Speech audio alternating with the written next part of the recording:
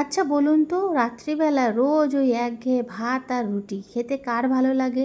তার জন্যই আজকে বানিয়েছিলাম চিজি মশালা ম্যাগি। এটা করার জন্য নিয়েছি একটা ম্যাগি, তাকে জলে সিদ্ধ করে জল ঝরিয়ে রেখে দিয়েছি।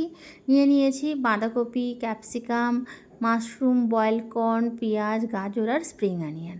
এদিকে ফ্রাইং প্যানের মধ্যে সাদা তেল দিয়েছি, তেল গরম হয়ে গেছে, দিয়ে দিয়েছি পেঁয়াজগুলো।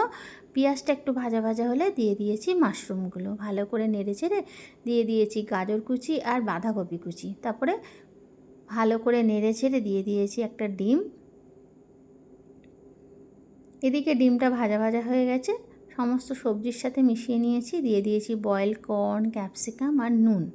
তারপরে দিয়ে দিয়েছি ম্যাগি মশলা, ওর মধ্যে অল্প করে জল দিয়ে ভালো করে মশলাটা নেড়ে সবজিগুলোর সাথে মিশিয়ে নিয়েছি। দিয়ে দিয়েছি ওই বয়েলড ম্যাগিটা।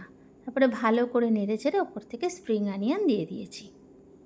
তারপরে ওপর থেকে দিয়ে দিয়েছি কিছুটা চিজ, আর আমার কাছে ছিল ব্ল্যাক অলিভস, সেটাও দিয়ে দিয়েছি। তারপরে মাইক্রোওভেনে আমি 5 মিনিটস একটু গরম করে নিয়েছি। ওপর থেকে দিয়ে দিয়েছি অরিগ্যানো আর চিলি ফ্লেক্স। এটা কিন্তু খেতে দারুণ হয়েছিল। বাড়িতে একবার ট্রাই করুন, বাচ্চাদের টিফিনেও কিন্তু এটা আপনারা দিতেই পারেন।